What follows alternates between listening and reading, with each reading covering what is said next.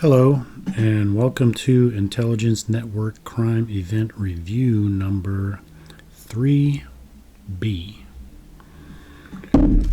Okay, this is to continue on 3A, where I left off discussing the murder at the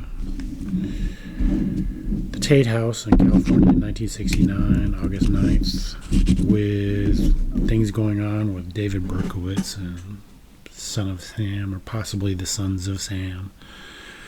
I'm going to have to read through the Ultimate Evil to sort out a lot of what I'm talking about further relative to evidence or quote-unquote evidence that's presented in that book.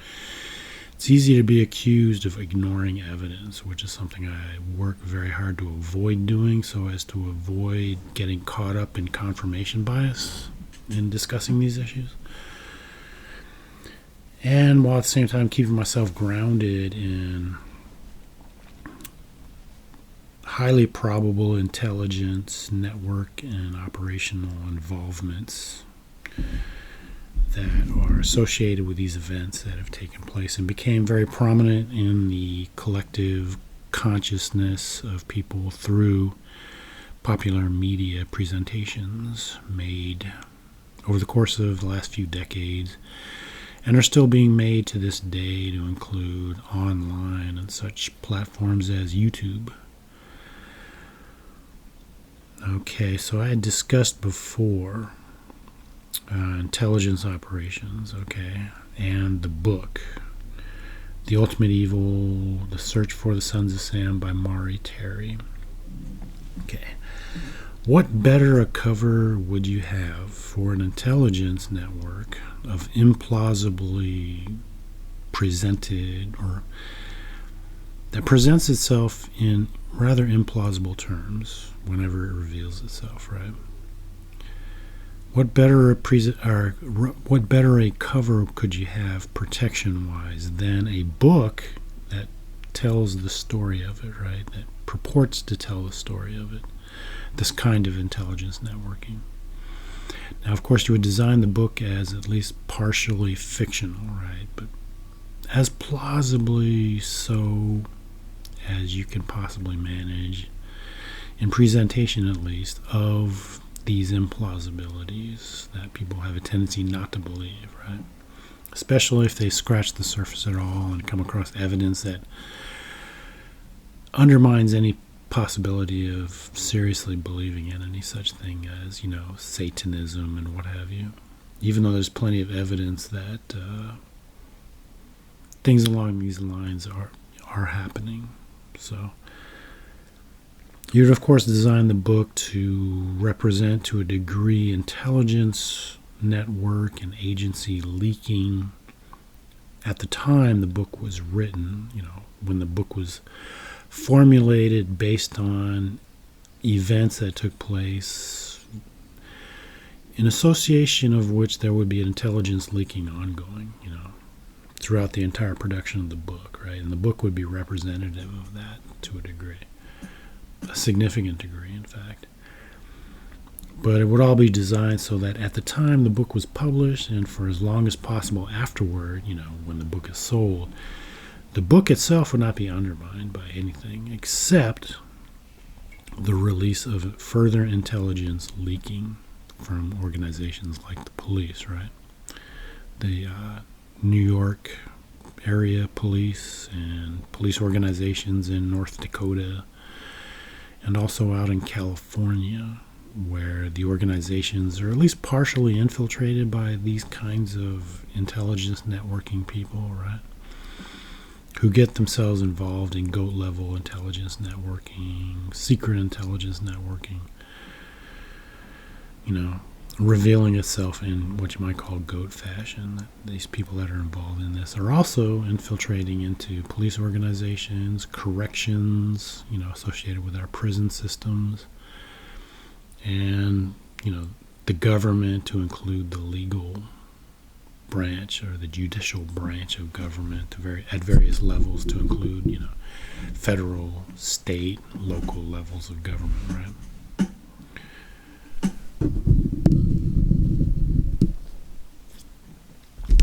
So what does this networking look like? Symbolically speaking, it can take on a form like the icon developed by the Process Church for its own use, right? Basically, it looks like a cross spinning swastika-like clockwise, right? These shapes are on there that happen to be very similar to what you see on the Devil trump card, by the way, like tree trunks. They can be construed also as horn-shaped, though. Could be goat horns, could be musical brass horns, right? Which would indicate that there's a signal function at work in association with this organization. The swastika-like shape does not spin counterclockwise like the one associated with the Nazi Party, which might symbolize going back in time if you think of it as a clock, right? Thus, you would associate the one with the Nazi Party with an attempt at demonizing the concepts, politically speaking, socially speaking, associated with conservatism, socioeconomic conservatism, cultural conservatism, political conservatism, right? Which they've attached the Nazi Party to, effectively, as a symbol. Such that the conservative right would argue otherwise very strongly that, the Nazi Party was not conservative at all, but rather socialist. Well, the Nazi Party at the very least was, at least in appearances, on a nationalistic scale, conservative, right? It's all through the speeches. Some of them deliberately mistranslated, I guess, because I'm not in a position to judge on that level. I don't know German.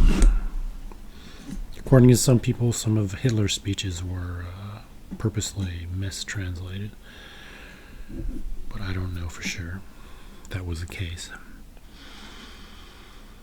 As described before, this symbol, same as other symbols, are multi-purposable. For example, the symbol of the Process Church could also symbolize Mecca in Muslim religion, right? It's got a kind of a square shape right in the center of it. It's kind of a little bit cockeyed, symbolizing some real expression of some ideal that you would call Aries, right? Which is normally symbolized by a perfect square.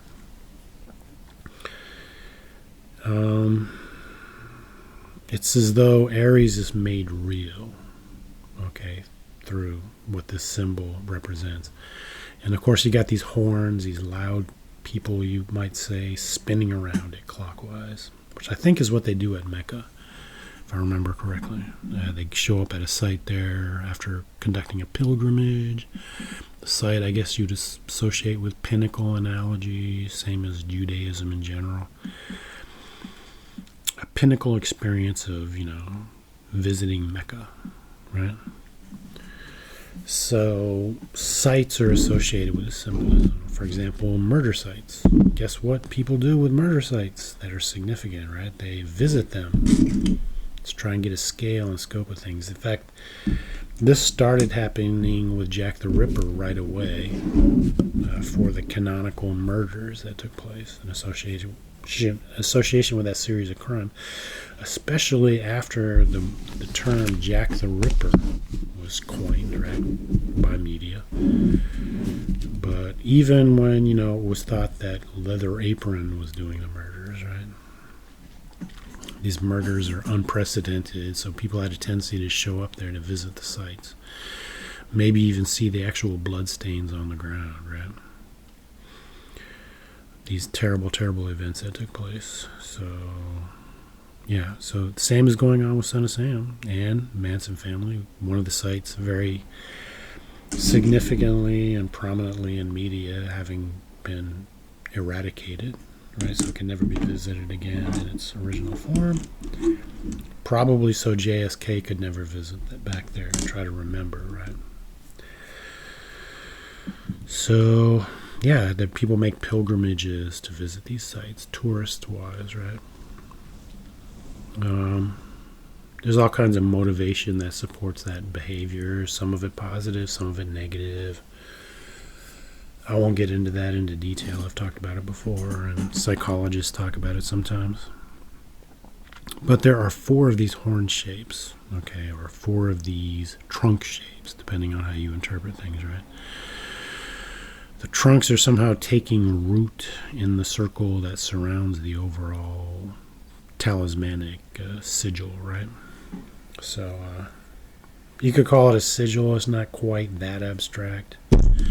It's symbolic in a similar manner to a sigil. A sigil typically involves something that looks more like script.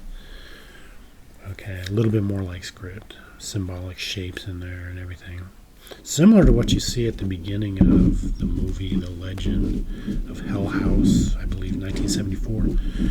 In the gate outside the house, the little swirlings and, lines coming together, curved lines, and the circle around it. And it's really abstract symbolism, right? It's real easy to reinterpret unproductively, okay?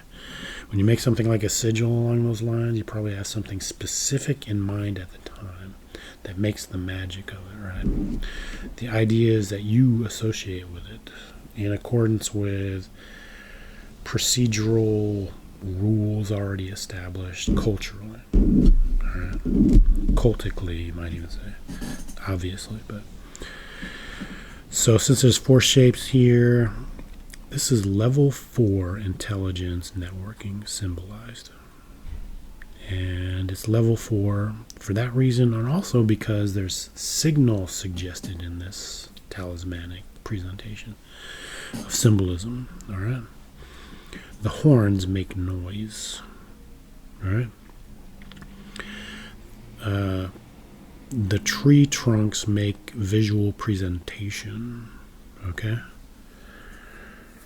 There's the site suggested right in the center as though it's a tract of land, generally shaped in a square shape, right? There are people surrounding this site that converge towards the site and then diverge away from it, right? See? This kind of activities this organization, at least symbolically, is associated with, although their actual involvements in something like, for example, JSK's situation and the related murders in California, they moved through an area 6 months prior to JSK showing up there, and they've already dropped their signal in the form of, showing up at the partying going on prior to, talking to people, communicating with people, but also dropping signal in the form of their publications, which are symbolic in scope. Their journal that they like to issue and sell people for money. It's got, cartoon pictures in it, comic book cartoon style stuff presented, along with stories and other lore and information. So, but this clockwise spinning symbolizes progressiveness, okay, versus the counterclockwise spinning that's conservative in nature, comparatively speaking.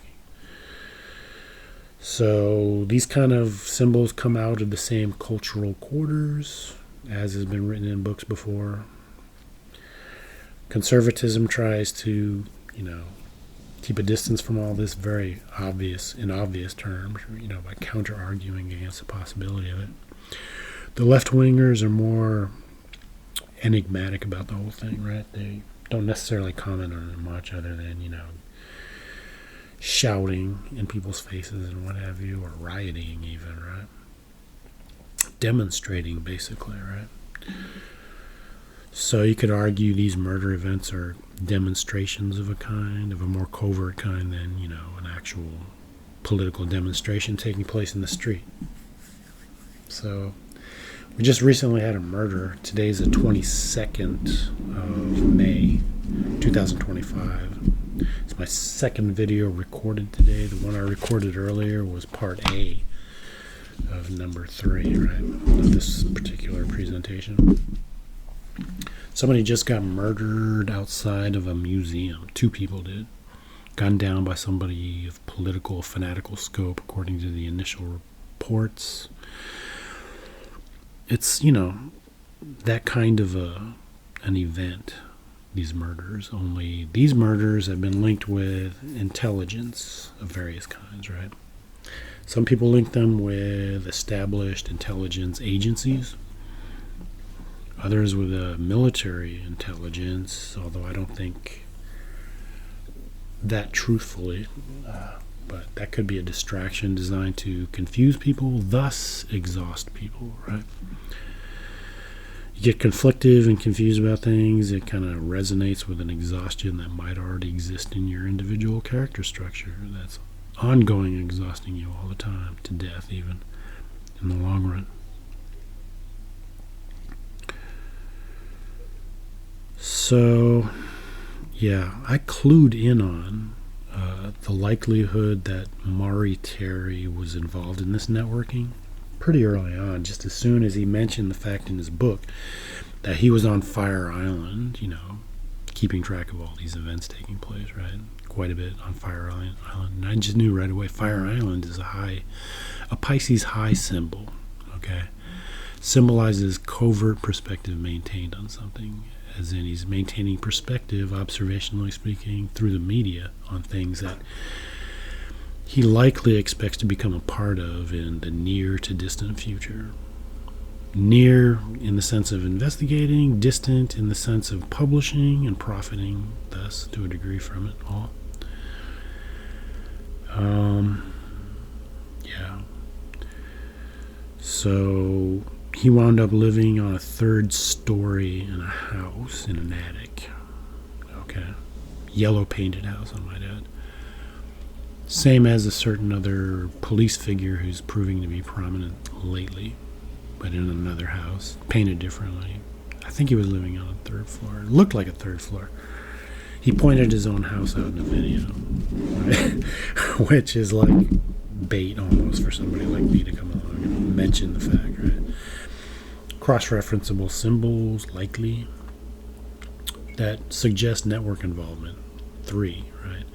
At a level 3 level, which is similar to what Scientology symbolizes, a big organization, as big as they can make it, reasonably, right? So, yeah, it exists, and it can act as kind of a mix of people. You might call them partying people to a degree, goat networking wise, but itself, it's got its own thing going on, especially Scientology. But you can have these level 4 operators mixed in there with the level 3 operators. It's where people mix together in very general terms as what you might call, symbolically speaking, Illuminati. All right, they're illuminated together inside that network. Scientology likes to play games with lights being left on in their buildings and that sort of thing, right? To suggest as much, in my view. And others have suggested a little bit along these lines. If you get into studying, anti-Scientology and the community surrounding that, which also is maintaining its own controlled opposition, in my view, but they're more difficult to figure out than Son of Sam community, quote unquote. Some of the operatives there that I suspect are operatives are a bit more crafty, in my view, at keeping things effectively under wraps, which would be part of the tasking associated with level 3 networking, right? If you're going to conduct black ops out of that, you're probably becoming associated with some other networking to get involved with black operations, which are usually some form or another what you would call satanic. When they reveal themselves finally, right? Really bad things happen. Even in war, black operations, you could argue, are effectively satanic, if not deliberately satanic, all right? They're chaotic at the very least, and they cause value to take place on an intelligence and a military level, right? considering the risk that's involved. They're designed to produce value, which means impact of strategic scope. All right, or else you wouldn't even bother with it, right?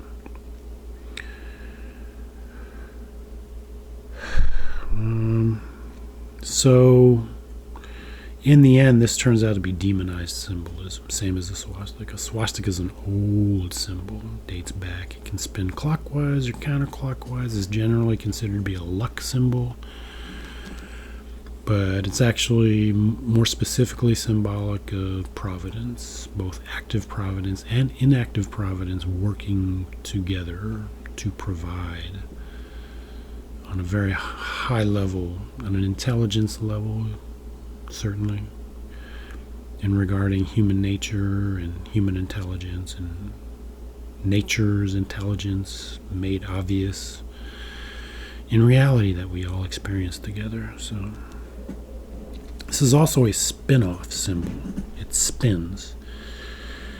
This clockwise, horny swastika, you might call it, it's spun out of Scientology. And its function is level 4. Level 4 spins out of level 3, just like Cancer, the astrological sign, spins out of Gemini. Everything in the universe spins. We spin, the planet spins, the sun spins, the galaxy spins, and the whole universe, I guess, spins somehow. There's spinning going on everywhere. It's like this wonderful dance that you can kind of forget about because, if everything's spinning, then you can kind of make it so. In your mind, at least, nothing's spinning. See how it works? So these things work kind of the same way. They produce operations. All right? They spin them off. And they happen in real time when they happen. And it turns out true crime is designed to be kind of a waste of time.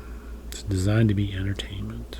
So when you go looking into all the disinformation systems associated with this, it's designed to effectively be a waste of time, though your mind knows it's not, if you can arrive at accurate conclusions, and only if. If you don't arrive at accurate conclusions, it's all, guess what?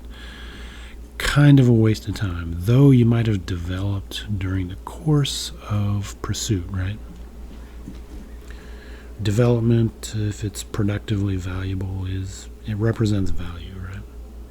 In your own personal life at the very least. So, signal function on a level 4 level. Okay, it typically is designed to be just like the archetype for it states. Okay, the church of the final judgment. That suggests multiple people. That means there would be multiple people near the Son of Sam murder sites at the time of the murder, or just prior to it at the very least, that are of signal intelligence significance. All right? They provide some signal as an intelligence presence. Prior to, it would be something like a woman with dog, which would be almost directly symbolic of the church of the final judgment, the process church, right? Final judgments are taking place just as the murder is about to unfold, and she would signal the murder is a go simply because she's there with her dog. For Berkowitz, most specifically to see, witness. You're being given a go signal right now. That means it's time to unleash the dog, so to speak, right? The 44 caliber dog. That's symbolic of my little Shih Tzu dog here, which is symbolic of certain German shepherds associated with the Process Church. I'm not a member, but I work in a manner very similar to them, and I look up to them, symbolically speaking, right? Things spin out of level 3 networking. Level 2 networking merely orients relative to establishing things like intelligence networks of level 3 scope, or maybe even specific sites associated with operations. That's Taurus symbolic. And as I've described before, level 1 networking produces level 1 type operations, which as far as the public is concerned at least, are effectively aloof. They're separate from anything nefarious. We're here to provide support for our police organizations if you happen to be Freemasons, right? Or children's hospitals if you happen to be Shriners, which are really top level Freemasons, right? So all this police association with all this, networking wise, is effectively, it mirrors Freemasonry, all right? That's why people are always barking up that Freemasonic tree when they're discussing these issues. But how and why is Freemasonry associated with this? Well, through levels of networking. They would never directly involve themselves with anything like this as an organization, but individual members of level 1 networking, which is completely separate from these horrible realities, right? Not necessarily so with Scientology at level 3, that's Gemini level, but with these completely dark levels of level 1 networking, right? Super secret. Secret. You have to kind of jump out of that scope and get over to level 2, start orienting on things, right? You do that just as soon as you specifically focus your owl eyes on events or personalities of significance that show up in a region that you happen to be, covering observationally. These days, that could include the entire planet, given, our instantaneous access to knowledge, information relating to events, right, that could happen anywhere on the planet. So the church itself, the process church, there's very little risk associated with them other than making symbolic presentations and being kind of loosely associated with these events through, indirect means like stuff that Charles Manson talks about, for example. He talks about the process church. There's no evidence to indicate he's actually associated directly as a member of the process church, with the process church. Maybe indirectly through some associations, maybe even directly with a member of the church, process church. But the process church is very British in a Cancer sense of the word at level 4 operating level. It's like they play the same game, even during recent wars. The prince, prince shows up in a combat zone and he's giving F-16 fighters directions on where to hit, right?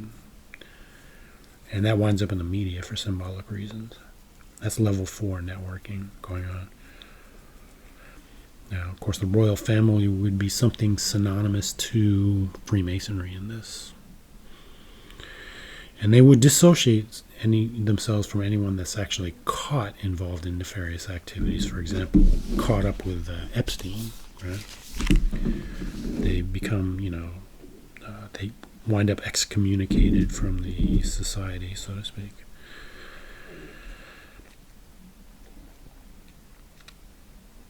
So the risk involved here is reduced compared with the person wielding the gun, who is like the chief amongst the lions, because the lions are there too.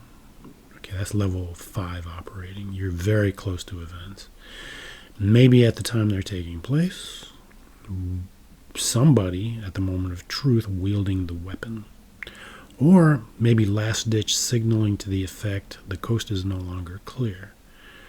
Level 4 having already left the area, but level 5 is still in the area observing things taking place. If he can get away with it. He might also leave immediately before the gunshots too. Judging that the coast is clear enough, I don't have to signal anything to the effect, call it off. Okay, they had somebody like this. That's kind of a level 4 and level 5 operative. More like level 5, so he's being so close to it all, right? In the form of Israel Schwartz, who I've identified as one of the people involved in the crimes themselves, right? In fact, he was probably a knife man for one of the crimes, just prior to the consistently labeled canonical crimes taking place, as though he had to get his hands dirty too. I suspect this could have taken place with John Carr with the Son of Sam murders, but According to some people, there's no specific evidence of that. Manny Grossman, I think, is one of them, but I have not seen his specific videos on that just yet. Supposedly he gets the Sam Carr, or the Carr family, off the hook. I guess via evidences released lately. I don't know. I've got to look into those specific videos of his. That I got to look at all of them apparently over time. But once the church spun off from Scientology in England, by the way, because Scientology had finally infiltrated its way into England, and then they spun off the Process Church, which infiltrated the United States, right? It's like a counter-infiltration that takes place. So, this infiltration is designed to work closer to a given operation. So the Process Church, in my view, operated close to the JFK situation in MK Ultra. Specific evidence consists of Secretary of Alchemy and their publications and what would be revealed through combining those two together. I've never seen a Process Church publication up close, though. I've seen descriptions of them, though, that struck me as symbolic along these lines. So they finally infiltrate themselves all the way out to California, same as OTO did, which was also out of Great Britain via Eliza Crowley, right? As one of the individuals involved in that process. Not the originator of the organization, as far as I know, but certainly of the one in Sacramento or something like that. I'm starting to forget that past study a little bit. I gotta run through the information again, right? Forgetting curve and all that, Ebbinghaus, etc., etc. That's another thing that makes true crime kind of a waste of time. You run across the information when you're studying it. You read a book one time. You watch a YouTube video one time. A certain percentage of it, maybe 70% of the information, just disappears from your mind within 24 hours. So that's what I'm working with here. Even thoughts that I've had in the past, a certain percentage of them start to disappear, and then I got to bring them back up again, prime them back into accessibility, right? As chunks of memory, right?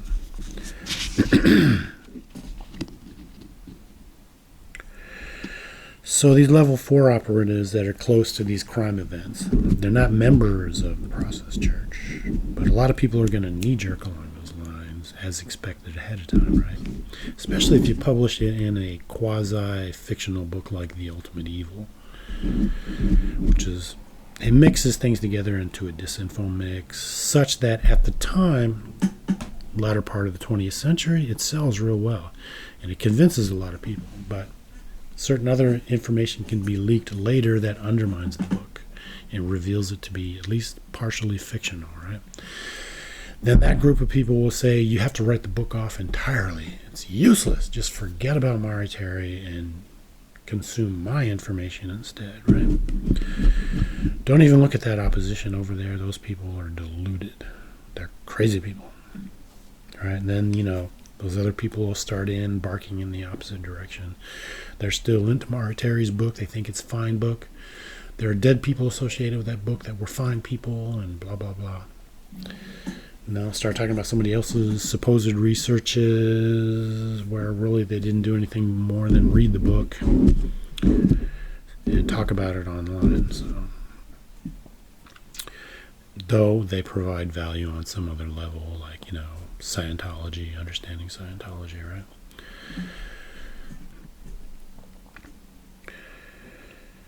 So it's a 5-shot dog, so to speak, right? It's a lion. While the mystery remains, the .44 caliber killer, that's 8, in the form of Gemini twins, network killer, just like Zodiac killer meant network killer back in the day, right? He's indirectly associated David Berkowitz with all these other events taking place in the past. Symbols link things, and also story out of books like The Ultimate Evil. Some of which, these links turn out to be fictional. All right, but they're still symbols at the very least, if they can be identified as such. If you have a system used to identify these linking symbols, okay, such as the secret tree of alchemy, which is what I work with, okay. That book was not written for no reason. It was written for more than just profitability. When Mari Terry interviewed David Berkowitz, he led David Berkowitz supposedly down a path, interview-wise, to the effect, suggesting of, in my view, this is the way things are going to go from now on with the Sons of Sam thing. Okay, my book's going to be written, and then you're going to be interviewed and provide me with this information that I need to write this book, or else, hint, hint, you're not going to be sleeping in prison. You're going to die here sooner than you think. Okay, because there are people in prison that can kill you. And they're network people. They're goat network people. You know about goat networking people, don't you? Yes. Well, I'm one of those networkers. Don't you dare say a word about it. Let's have this interview, and you'll roll along with it. You're a smart guy. Roll along with it, like with this talismanic sigil here, right? The symbol. So the idea is here, lion's claws, or the dogs, the teeth of dogs, right? It's at work here.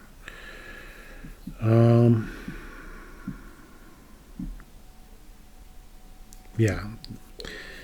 These identities that I've been talking about, look at the quote by Lucretius. That's pretty popular. The only constant is change. Okay.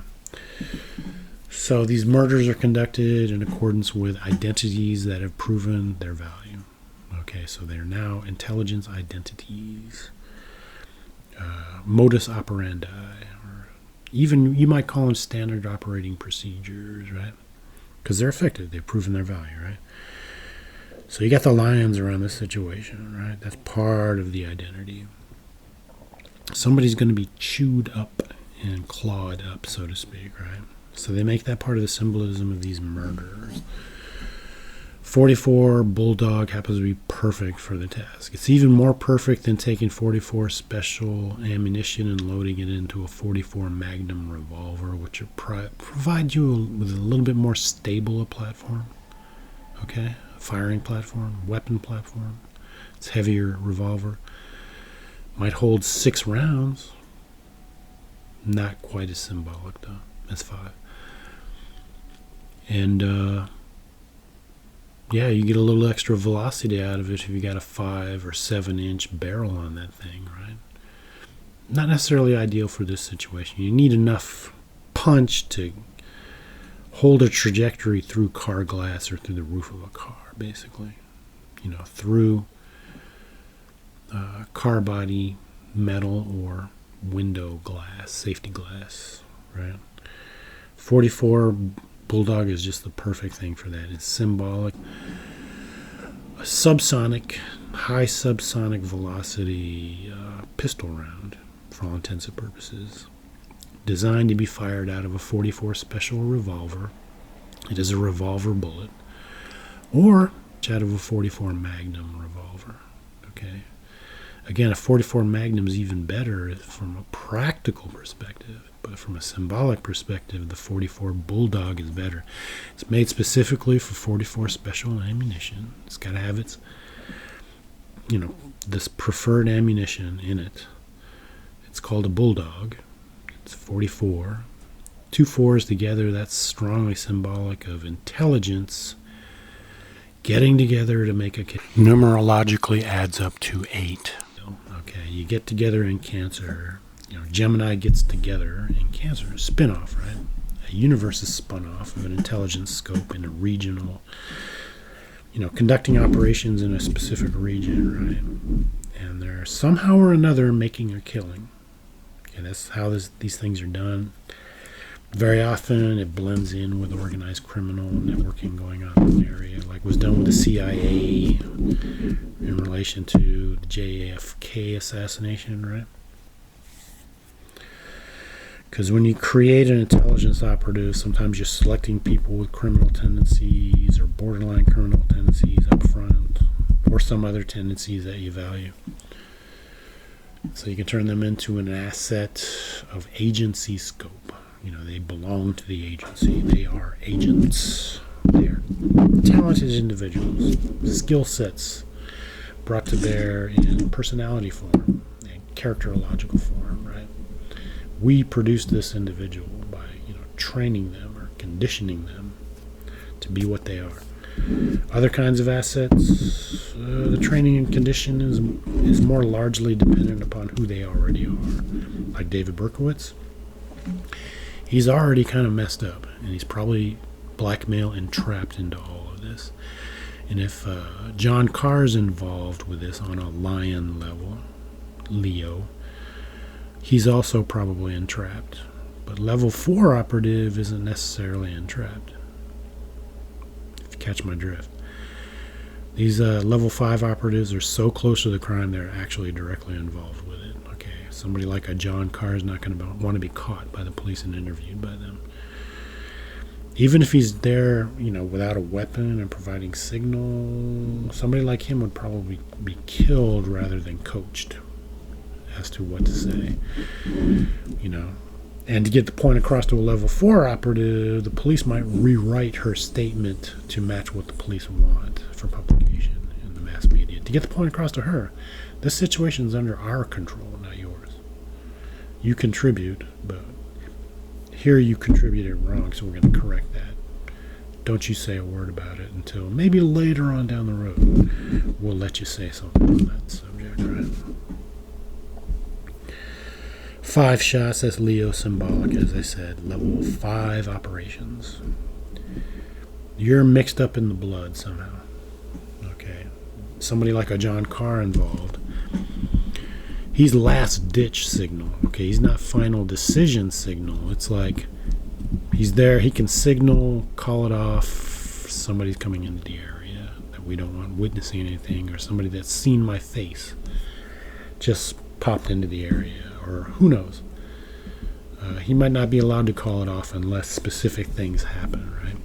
But the final decision, the final judgment, you might say, is made by a level 4 operative who can leave the area prior to the gunplay. All right? One of the lions, who's going to become a level 6 operative in the media, comes forward to pull the trigger. He becomes a level 6 operative, though, only when he is revealed as an identity, you might say, a specific identity in the media. Not merely an identity in mathematical terms, right? He's ever increasingly becoming a level 6 operative to the degree that he's referred to as the 44 caliber killer. This enigmatic thing and that we've got to find. He's in the context of what's going on here to the point where he's got a gun in his hand. And we know it's a 44 caliber now. And people are dying. Something has to be done. Terror. So goat networking, as I said before, is party networking. The archetypes of partying, getting together and entertaining each other and having fun, on a social level most productively, right? Social networking, otherwise, is goat networking as soon as there's compromise associated with it, of a Capricorn scope, right? Compromise might be nothing more than revealing semi-covertly your presence in an area. And you've got to wear a disguise of some kind, even just in your behavior. You're kind of lying to people, right? That's Capricorn, survivalism, even dominance revealing itself, right? Covertly, if you're good. All right? That's on one end of a spectrum. On the other end of a spectrum, there's blackmail pornography going on in the party house. And there's people on the lawn while it's going on. Some of these people know to get out of the area just as soon as they hear a rumor, something going on. Do you want to get involved? Would you like to be involved in what's going on in the guest house over there? I think I'll leave. And they leave and they never talk about it again, unless they feel they can get away with talking about it and or profit for it somehow. Attention-wise, at the very least, attention is profitable up to a point. It draws, puts light on you, so to speak. Makes you illuminated from that perspective, right? You can be associated with lore and be, immortal that way in the media. You're immortal in the media. So, masking of any kind is a compromise of a sort. Because masking to a certain degree is natural in everyday human relations taking place, especially when you first meet someone, right? Put a best foot forward and be polite. See what comes of it developing relationship-wise. It might be a business relationship or a personal relationship, right? But it could also be intelligence masking of acting scope. Because traditionally, people dating back through ancient times even don't trust actors when they come around to put on shows. They understand them to be at least potentially intelligence presence of foreign scope on your soil, observing the activities in your town, right? And they know how to act. So when you invite them over to your house, they might be lying to you, but you don't know for sure, right? This partying also brings people together social inclusion-wise that are of different classifications, access-wise, intelligence-wise, right? Together, usually, ideally, for productive means, right? For productive purposes, right? So, and it has to do with, intelligence operations ongoing, or probably right there on site or in the area, or larger scope operations, who knows? Maybe you're just gathering intelligence. Bringing people together so that kind of activity can take place. Intelligence operations can take very many forms, right? But also you can compromise people for blackmail purposes if you can get them compromised enough, and then if you can combination incentivize and pressure them into getting themselves further involved in compromising activities, right? They kind of wrap you up in tape, right? The tape that you see in, for example, the movie Penthouse in 1967, getting wrapped up in all that filmy looking tape thing, symbolizes Super 8 film, I guess. Once they got you on video, they've initially got you at the very least. Whether or not they can get you to do further nasty things depends on a lot, I suppose. Your intestinal fortitude, for one thing. Can you hold yourself back, for example, from becoming an explosive vest suicide bomber, right? Which is what they do in the Muslim world fairly often, probably using operational scope of similar nature to what I'm discussing here, right? So prospects, you could be a prospective member of the organization producing the party, right? Or you could be a prospective subject of blackmail. Okay, they're all brought into contact with intelligence operatives, and if you happen to be somebody that's level 4 there, maybe even an actual process church member, you'd probably be one of the people that leaves the party early before the certain events start to take place. That can be witnessed by some of these people that are kind of, go on down that hall over there and see what's going on. You might like it, right? And it turns out to be some horrible thing involving, a kidnapped child. And it's compromising, and you're caught on film. Attending, at the very least, right? You're there. That can blackmail somebody, effectively. When you start to become scared, you also tend to become confused at the same time, right? Kind of unstable in your life along those lines. Enraged at first, after being scared, and then maybe depressed a little bit longer afterward, right? And then they start hitting you with, they're trying to hook up with you again socially, to incentivize you a little bit, and maybe hit you with a little peer pressure, if not some other kind of pressure designed to get you to effectively at least comply with what they want from you, at least in keeping secrets. Nobody wants to talk about having actually attended a human sacrifice, for example, right? If these things actually happen there. I've never seen anything like that happen, so. But JSK is kind of a human sacrifice, right? Referred to in these sinks that are accessible by virtue of having access to the secret tree of alchemy as a system that proves its worth over time, no matter what you use it for. A criminal organization would say take something like the secret tree of alchemy and commandeer it and try to keep it secret. That's what makes it the secret tree of alchemy versus, the commonly known tree of alchemy. But for some reason we got substitute trees or pseudo trees of alchemy that call themselves things like Kabbalah, right? It's useful up to a point, shallow level useful Kabbalah. Moralism useful if you happen to be into the K Kabbalah. Somewhat immoral useful if you happen to be into the Q Kabbalah. Because the goat wants to get its head all up in that hole in the ground, so to speak, right? I've already talked about the Red Ball, the Hard Road, 1969, Once Upon a Time in Hollywood, 2019, the Brady Bunch movie, 1995.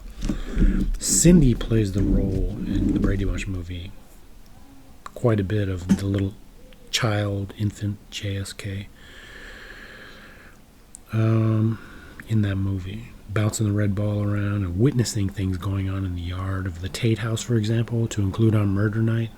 When the telephone lines were cut, apparently JSK witnessed that taking place, and Sebring was probably like, covering his mouth with a finger, like, keep this quiet.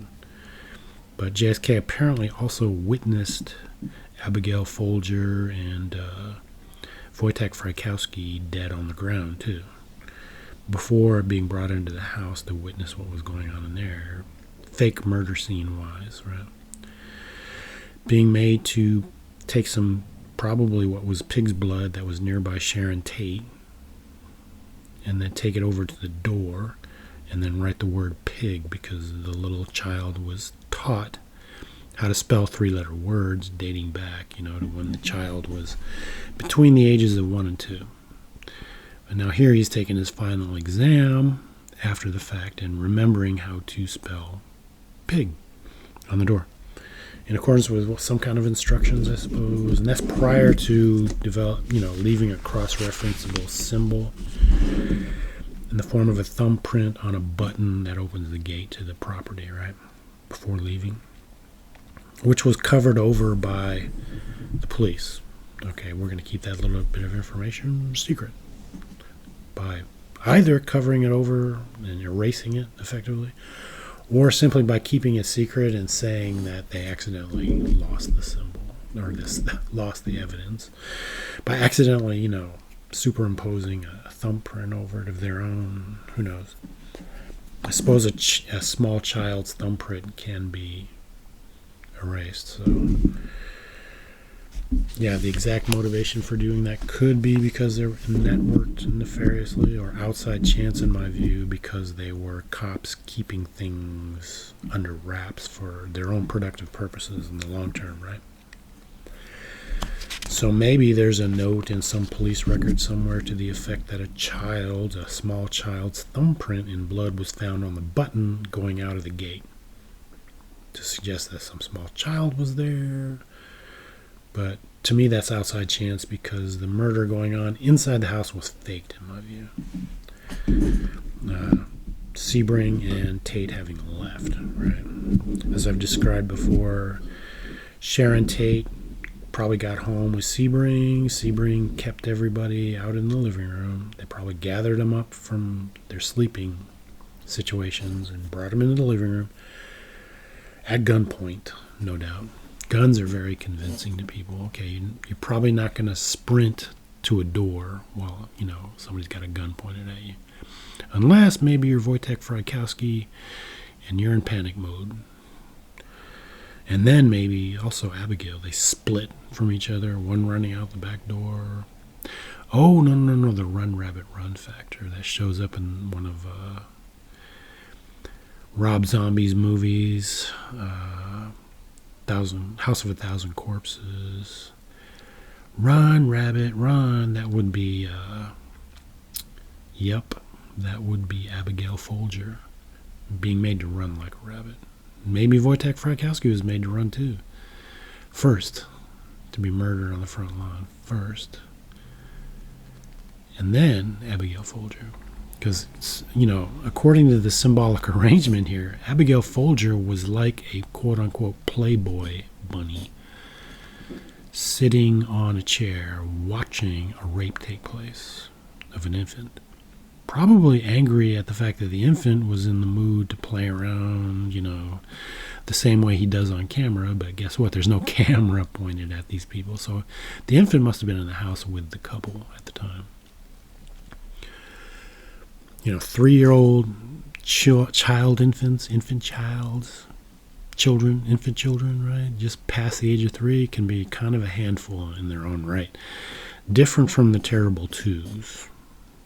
Okay, it's more of a psychological game going on where they're testing limits with you. It can be particularly trying in doing so, and given the situation, a rape precipitates out of it, right? Yeah. So the bunny rabbit might have belonged to the infant JSK. I don't know if the bunny rabbit still exists or not, but the murderers would have placed it up on the headboard of Abigail Folger's bed, meaning she was sitting there watching it take place. Probably very angry at the child, because the child doesn't understand why he can no longer play the sexual games anymore. He's being weaned, right? We're done with that operation. Shut up. Eat your animal crackers. Or whatever. They might have even been feeding him, an all real food diet by then, right? They're trying to get him to forget about all this stuff. So Wojtek Frykowski thinks he's such a wonderful intelligence operative. I'll make him forget. I'll traumatize the living daylights out of him. He's compartmentalized as an operative, of course. He does something unwise and rapes the child, right? Anal rape. So the knife symbolizes Miss Folger sitting in that very chair. The folding knife that was left in the chair. After having been wiped clean and left there, right? Somebody left it there. Now, it was probably the guy living in the guest house that somehow tattled on this situation, having maybe seen the infant come out of the living room, maybe pulling his pants up, traumatized, crying or whatever. Thus, an interrogation has to take place. An unwarranted trauma took place of significant enough scope to really traumatize the infant, right? Or child, I should say. The fool child that was just created under idealistic intelligence circumstances has been compromised by a rape. Rape is something that people take very seriously, okay? Especially if somebody remembers it in therapy. It's not written off as delusion, typically, all right? Compared with other things, as I've discussed before in the previous video. So, a goat operation's already been at work, so you simply cover over it with a new goat operation that produces a murder. Okay, they blend together. You're going to use maybe Manson family members directly to perform the murder. Probably have to if you want to leave evidence of a certain kind there. I don't know what physical evidence was collected that placed them there. I don't think any physical evidence was collected that definitely placed members there, except maybe one print left on a door, the back door, by Sharon Tate's bed to the house. Or one of the back doors, I suppose, that goes out to the pool area. The pool being practically right at the foot of the door, right? By design.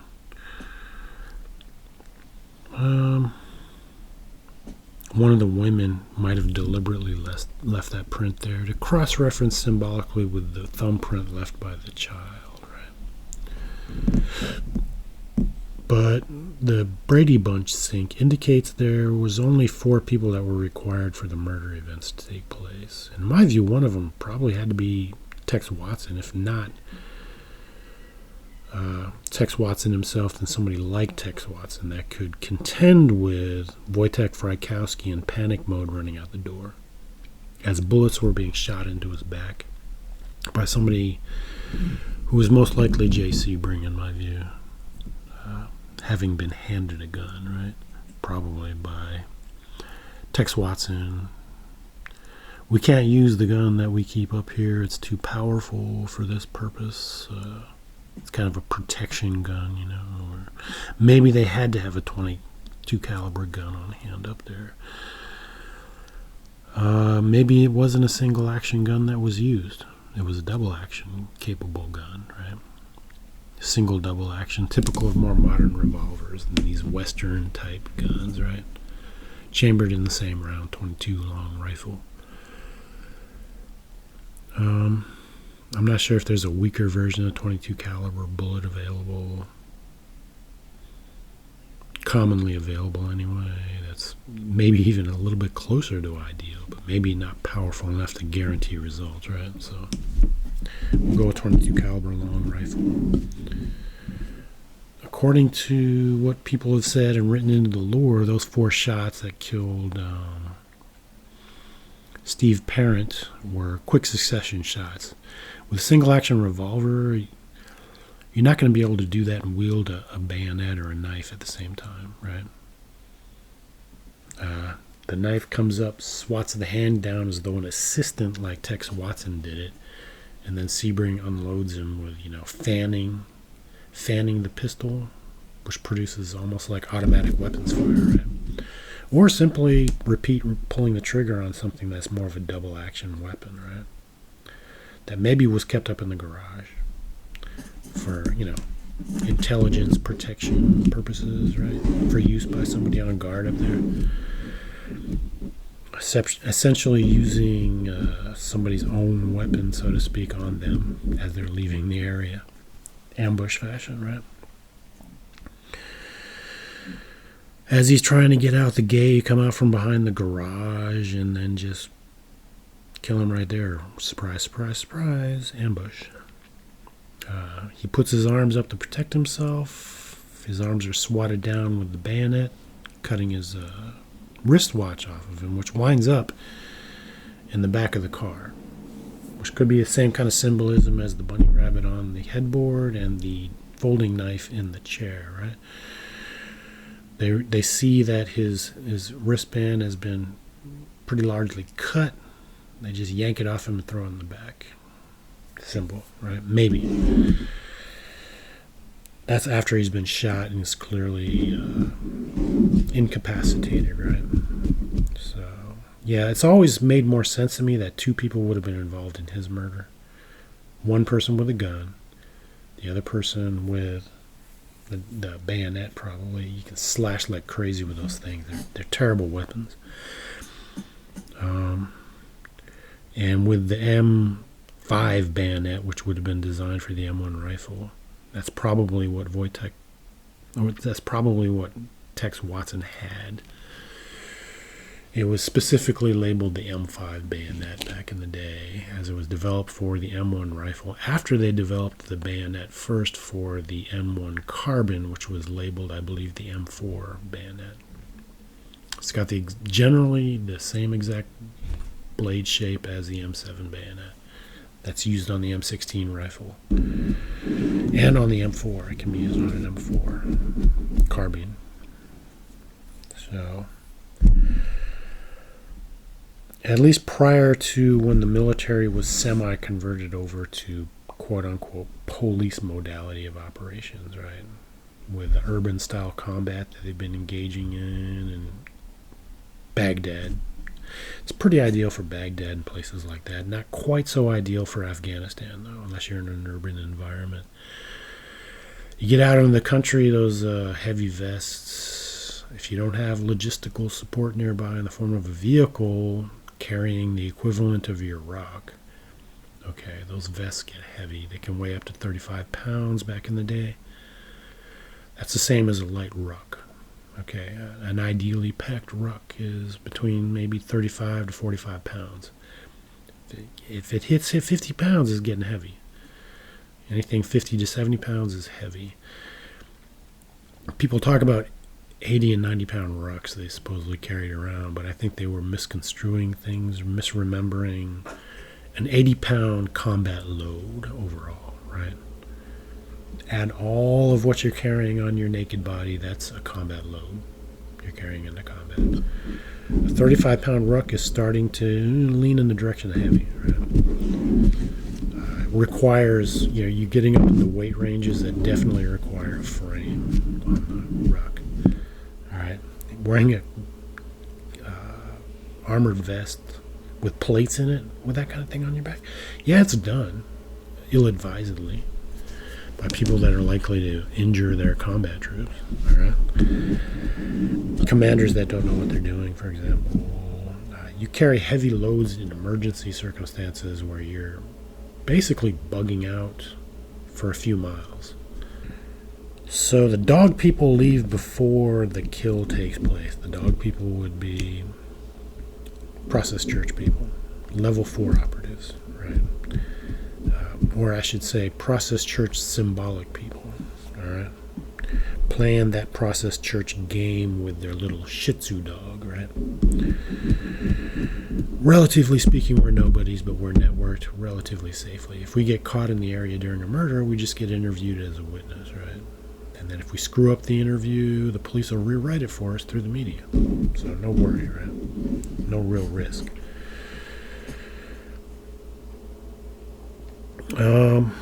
This whole situation, is weaponizable simply because it's already satanic, right? Quote unquote, from a variety of different perspectives. The networking is goat networking, semi-covert party networking that involves a lot of different people coming together to quote unquote witness things, but you might witness a process person at a party, but then, I don't know, it seemed like I only witnessed them there in passing. Or you might have witnessed somebody like David Berkowitz there, but again, he was involved with something there, talking to somebody. I only saw him for a minute. And then, that's the kind of thing you witness partying with these people, right? Nefarious type stuff is only maybe talked about long after the fact, and maybe because there's incentives involved. For example, getting out of jail free card incentives, right? As are talked about in some of Manny Grossman's videos involving, interviewing police officers who investigated during or, after the fact of these murders, or maybe long after the fact even, who are not even associated directly with the murders, right?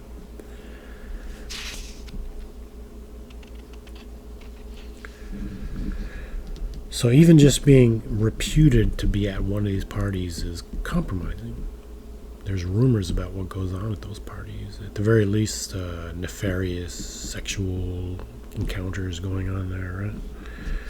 Even though ideally, partying in human nature is basically a social activity, right? You bring a lot of different people together to mix together on a social level at the party, and maybe relationships develop, right? Some of these could become sexual relationships, but typically after the party. Partying is all about presentation, for one thing. You're masking quite a bit at a party. That's why, masquerades are such popular parties that get into, or sometimes are rather nefarious, like goat network partying, where, different kind of masking goes on. That's deceptive in nature, right? Rather than being symbolic like at a masquerade. So, but you can use a masquerade party as a symbol for a goat networking party, like is done with Eyes Wide Shut, 1999, the Kubrick movie. It's the mask wearing there is kind of symbolic. Maybe realistic some in terms of some parties, but it's hard to say.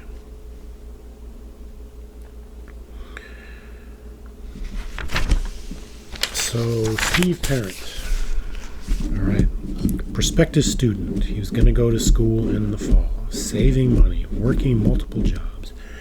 According to the lore, 2 jobs, one of which was as a salesperson selling stereo equipment, which is kind of brought into this, I haven't seen specific evidence to that effect, but it covers for the fact that he had a clock radio up there for some reason that wound up in the passenger seat of his car next to him, as he was murdered, right?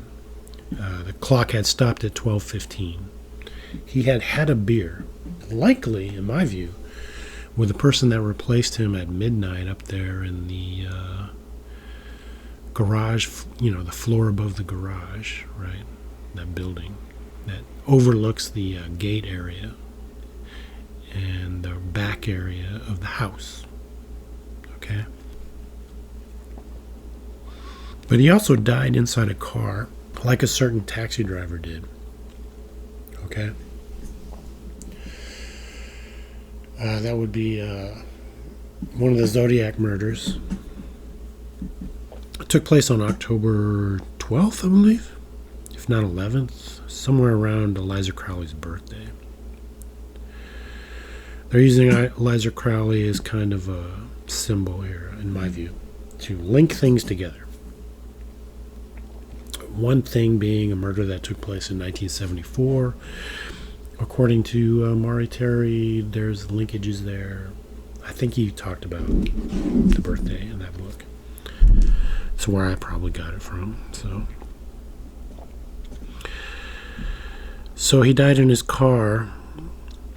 He's essentially the statement being made after the fact with the Zodiac murder that took place in San Francisco after JSK was already gone completely from the California scene, having been driven back to Maine in a Carmen Ghia that was likely the murder car of the Zodiac killer, right? They play these kind of symbolic games all the time with cars as intelligence vehicles, writing messages on doors that are similar to what you'd find on a taxi cab, that sort of thing. Similar to messaging left by a certain infant, that's kind of a logo for the infant if it happens to be his thumbprint, or the word pig written down, like, you are now born again a pig, right? So you are you could argue that's symbolic of being a cop on some level or another, right? They say criminals make the best cops, that sort of thing. That can be resystematized and reconstrued into a different kind of statement, right? Because if things work properly and JSK fails to remember back in time beyond, earlier than age 4 or 5 even, sometimes, hazy memories dating back to age 3 in the state of Maine, They were successful in their operation for the first phase of the operation, which was the MK Ultra activity itself, or MK Ultra related at the very least. An extension that was born of, like its own little flower, from what was learned earlier in MK Ultra. As they talk about in the movie Nixon, the Oliver Stone movie. With the black eyes talking about flowers, and how sickly sweet they can smell, like rotten whatever, operations of some kind or another. Like rot coming up out of the ground is being suggested there, I think, Aries-wise, right? The head of the CIA in that movie suggested to be part of secret intelligence networking of this scope that I'm discussing here, right? Maybe having been blackmailed in the past, his eyes turned black. But also the word parent, Steve Parent here, right? Symbolic of the guy that was probably made to be on guard duty every time the Folger, Abigail Folger and Wojtek Frykowski were left alone with the infant in the house or around the house. So the infant is being accustomed maybe to being allowed to sleep in the house even, who knows? Maybe in that loft upstairs. above the living room. It's hard to say. But I don't know. If he's witnessing things outside, he's probably still being kept outside the house to sleep at the very least. Maybe sometimes allowed inside the house. When, and only when, Abigail Folger and Wojtek Frykowski are alone with the child. So maybe the child has to be inside the house because there's nobody outside. Or who knows. But at the same time, the child has to be made to forget about people like Sharon Tate and Jay Sebring. So maybe when they are at the house, he is kept outside the house. And that includes to sleep out in the yard, in the backyard. It's part of this memory compartmentalization that would go on. Right? You set up situations around that. Sleeping out in the yard might, outside chance, bring up memories of Sharon Tate, for example. The infant being right outside her door, listening to what's going on inside the house, right? Desiring to be inside the house with Sharon Tate. He'd rather sleep in her bed with her than out in the backyard, kind of a deal, right? So this would also symbolize the idea, this arrangement, that Steve Parent was somehow dependent upon the financial graces lent him by Abigail Folger. Maybe she was financing his education to come, right? She's kind of a financier, even according to some other people online, right? An intelligence financier. Yeah. And Steve Parent would not be one of the people interrogated. He was just flat out murdered, ambushed, to kick things off, so to speak, right? The inside man being told to just leave the area after the fact, after he witnessed the murder, and he doesn't dare talk about it, right? Because he's no longer on guard duty, no longer required to be there, maybe. Yeah, keep things compartmentalized to the degree that you can. If they have to be part of a specific activity, it's because they have to be part of it. And then you don't want them to be more a part of it than necessary, right? You want the murderers to be the murderers and the witnesses to the murderers or to any activities going on to be a witness only to the degree necessary, right? So, maybe the other guard living in the house had to be interrogated at some point prior to this by somebody like Sebring and Tate. Maybe he tattled, like I said before.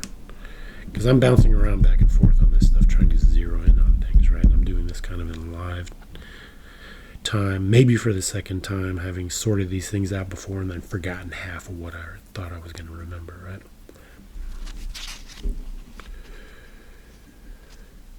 But, yeah, so he drinks a beer and then leaves. He probably unplugs his clock at 12:15 to leave finally. At some point he's leaving towards maybe 12:30 time frame and gets murdered. And then the guard that replaced him just leaves. He's an inside man. But, if Jay Sebring's involved in this stuff and Sharon Tate's involved in the murder activities, how much of an inside man do you need? Maybe just enough, right? He's a network member who knows not to tattle, okay? Just like Cindy at the top of the stairs at the house, the Brady house, right? Which is kind of a symbolic analogy for the Tate house, for the penthouse in Germany, maybe for the LaBianca house to a degree. But if they're going to kill one bird with this stone that they've developed, they can kill two birds with this same stone. They've got some other financiers that are problematic, even according to some people online, right? To be gotten rid of criminal fashion, right? And they've already been surveilled by these Manson family people. So we can employ these Manson family people in this murder up at the Tate house and then head down to the LaBianca house and kill that bird with this same stone that was developed. The same operational identity that's taking on specificity as it's made use of, right? kinds of operations that have worked before but are modified for this specific purpose. So then this identity becomes the infamous murders that took place in the media that have certain, almost a personality all their own, right? A media personality in murder site form, right? And then we get into Tate and Sebring, note-wise here. You might say they were sitting in a tree together. They're networked together. Just like you could say Wojtek Frykowski was kind of a protector for Abigail Folger in the lore, at least. Sleeping in the house. One on the couch, one in the bed, right? In the bedroom. The bed, the couch in the living room, right? Sebring's kind of a former boyfriend and maybe present-day lover of Sharon Tate to a degree, or maybe they're just still network friends because they're networked together. Maybe they were never boyfriend and girlfriend together. Maybe that's just part of the lore, right? What specific proof is there of that other than hearsay? Lots of hearsay in these books, by the way, especially Maury Terry's book, where prisoners get to supposedly reveal all kinds of information. Prisoners that maybe don't even exist, right? But he needs to build up the book. It needs to be like a 500-page presentation, plenty of time wasted reading it just to get scraps of information out of it you can actually use. In my case, much of it's symbolic in nature, even with the fictional elements of the book, right? And also some of those symbols reveal fiction writing to be taking place, right? And conspiracy taking place, specific conspiracy, symbolically related at least. By way of Fire Island, maybe he never was on Fire Island specifically, but he decided to use it as a symbol for himself and his people that he's networked in with. Goat networking and otherwise, right? Secret networking, outside the context of goat networking or party networking. So Tate and Sebring would be, networking on both of those levels. On a deeper level, secret network together. Tate's father being military intelligence, pretty high up, right? Regionally significant at the very least, right? Having to do with military bases in the area, according to some that I probably rely a little bit too much for information. Like juxtaposition stories. It's hard to sort out what I've been kind of in the process of discovering and what he's revealed in his, in my view, semi-fictional presentations. So, yeah, you got to remember back in time chronologically. What was I thinking before he came on the scene exactly? Well, I wrote a lot of it down in places like Lunatic Outpost and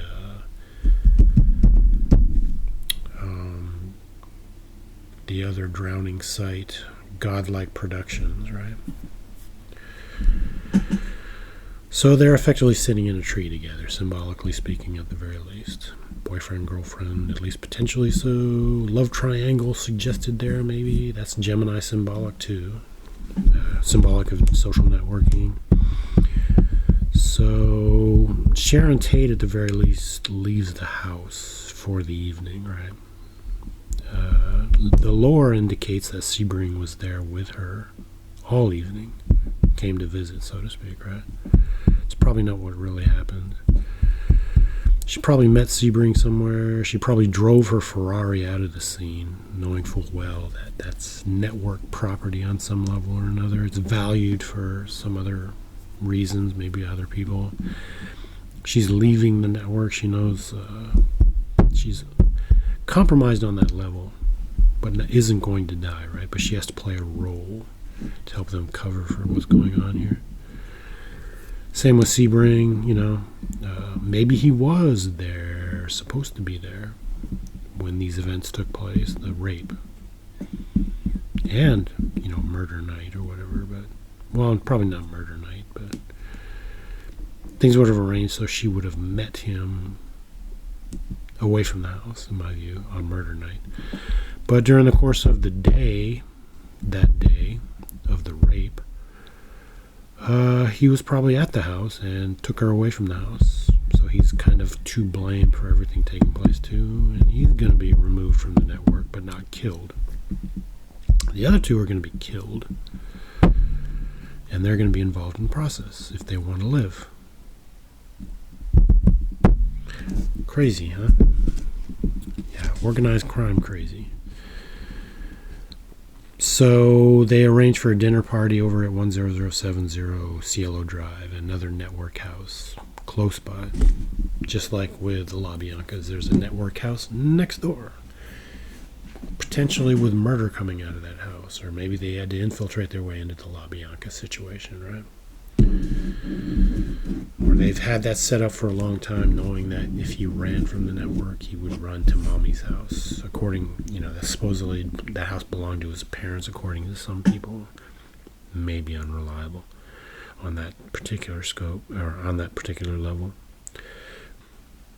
So, at this house, a party is going on, a dinner party, You can mix people together. You can bring Sharon Tate and Sebring back into the area by way of another vehicle that you wouldn't expect to show up at a dinner party, on the road leading up to the gate, So the person on guard, Steve Parent, is not alerted at all, right?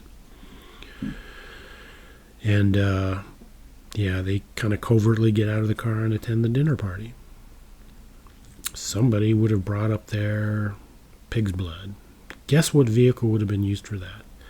A certain yellow and white Ford that belonged to the Manson family would have been perfect for that, because it's an old vehicle. It's had the back seat ripped out of it, probably attaching the trunk to the back area of the car, turning it into kind of a covert pickup truck. You could put pig's blood back there and bring, 2 to 4 people up, right? I would imagine all 4 of the Manson family members would have been up there, but probably wouldn't have been required to be up there. But maybe we're just brought up there to be present, to witness, and be compromised on that level. It's hard to say. These people can be very jealous about things. I would imagine even in intelligence circles, right, where you would expect they would probably know better otherwise, but be in a position to temper that tendency down anyway, right? Practicing temperance methods that I've discussed before. So Jay Sebring and Sharon Tate would, at some point, probably simply enter the property from 10070, right? Walking up to the gate. Maybe coming up in a Porsche, a black Porsche that what's his name drives, but that Porsche could probably have been seen pretty long off, so maybe not that particular car, but they would have simply been allowed to enter the house, maybe by Steve Parent, would have let them in. Okay. And they'd be up there continuing to talk, right? And drink beer or whatever, and then he decides he's going to leave, Steve Parent.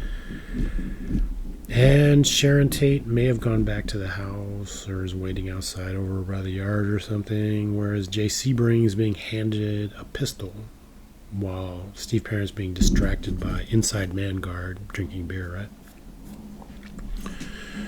Maybe he's drinking beer over at the guest house to keep him very well occupied and distracted, okay?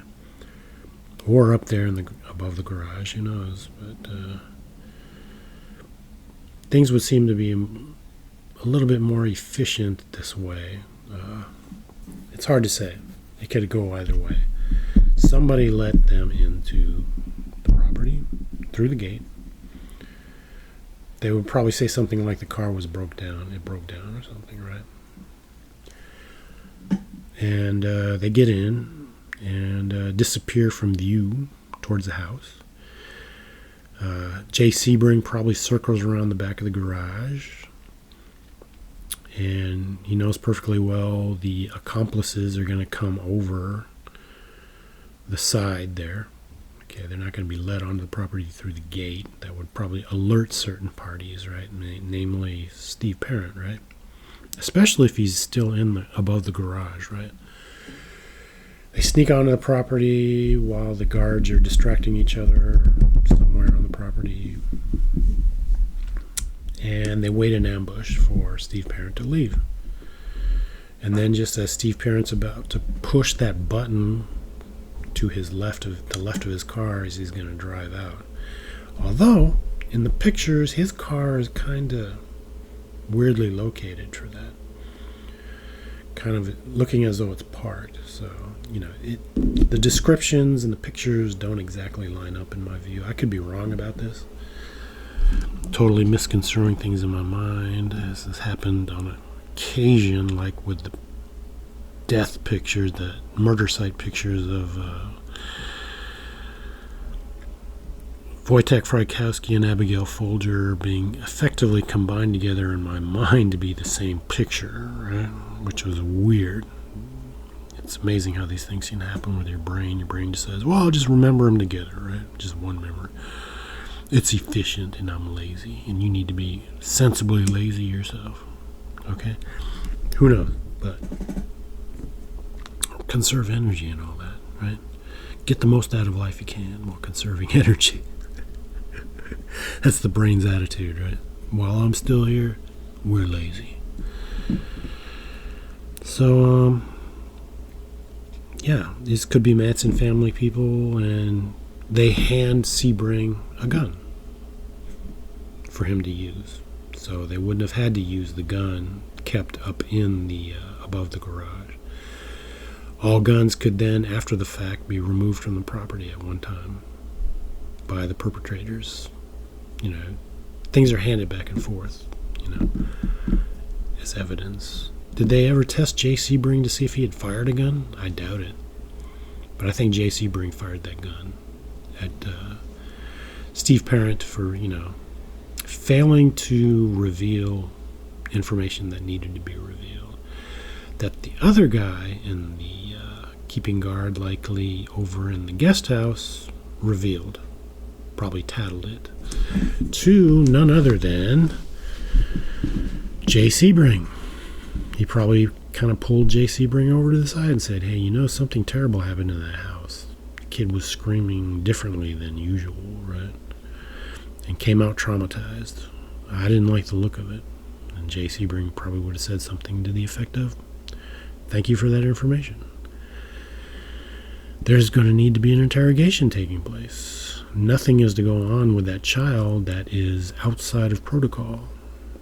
When would that information need to be collected interrogation-wise? Probably at night during what could very easily become an outright murder or not. So in my view, Abigail Folger and Wojtek Frykowski were interrogated in that living room under threat of death. Maybe with ropes tied around their neck, to kind of keep them there long enough to be interrogated.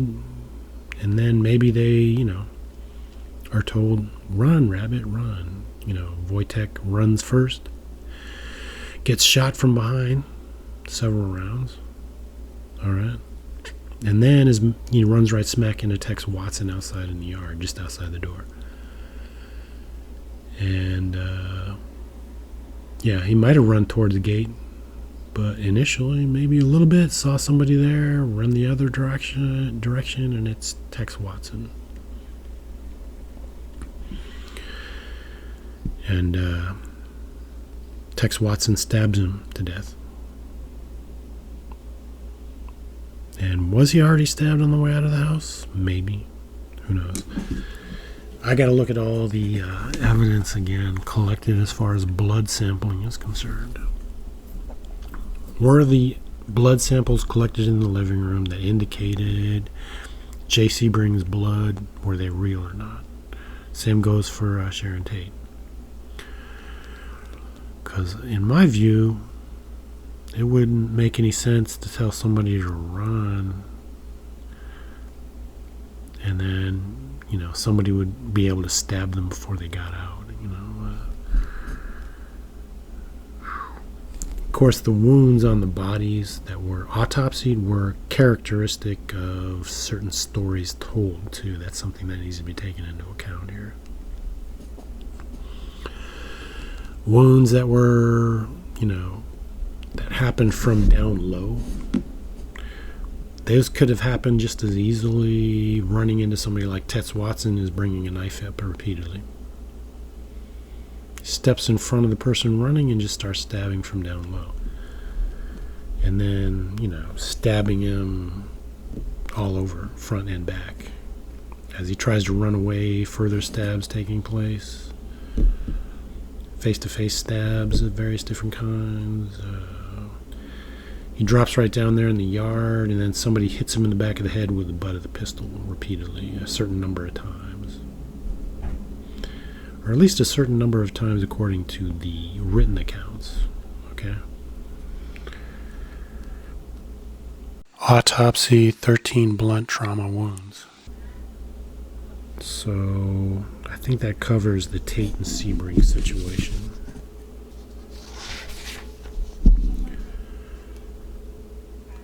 Yeah, the Brady Bunch movie sync I did recently has got information on the Tate and Sebring possibilities here. The reason Sharon Tate would have been in a bikini is because she's playing a role that's symbolic, similar to what the women, the 19, 20-year-old women were playing in Germany in the penthouse. Okay? Just there to look good and get the men to relax and go along with the process. The process, right? The church process. Get it? Yeah. So she takes on a similar symbolic role, comes out in a bikini, probably perplexes everybody in the room except Jay Sebring. He probably knew about the plan, right? You become confused, you might decide to panic, right? And vice versa. And you're probably going to spit up information that's being demanded, begging for your life, kind of a deal, right? Now, the rope was probably brought up there because supposedly it's never been seen in the house before. So, my theories that I talked about in the past where they might have had that rope around JSK's neck or something like that probably never took place. So, but they might have had something like, a dog collar up there or something that they've put on the infant at some point. Maybe not for the rape, though, that took place. It's hard to say. Keeping him out in the backyard like a dog, kind of a deal. His own mother, even later on, attaching a dog chained to his his goat leather lederhosen that he inherited from somewhere. Probably a symbolic gift given to the child by somebody in the network. Three wise men kind of a deal, symbolic of intelligence networking, right? The people that follow the stars, right? Intelligence network symbolism, that's all it is.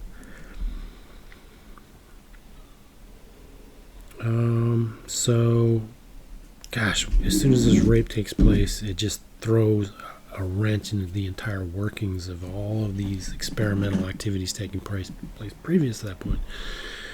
This would indicate that, maybe the infant was never beaten while in Hamburg, Germany by any of these people, physically, attacked or anything. Because they're trying to very carefully condition the infant towards becoming a certain kind of spoiled brat, and then that backfires on them, right? When the infant turns 3 or so, he's starting to test boundaries and stuff the way 3-year-olds and 4-year-olds can test boundaries. Trying to see what he can get away with, beyond just surviving, okay? Incentives are motivating him, maybe, Plus, he doesn't understand why he can no longer be involved in certain party activities of an intimate scope, right? So he's trying to figure out what's going on with that, probably. And he's being kind of bratty, the way kids that age can be, right? They can, hey, I'm getting away with this, right?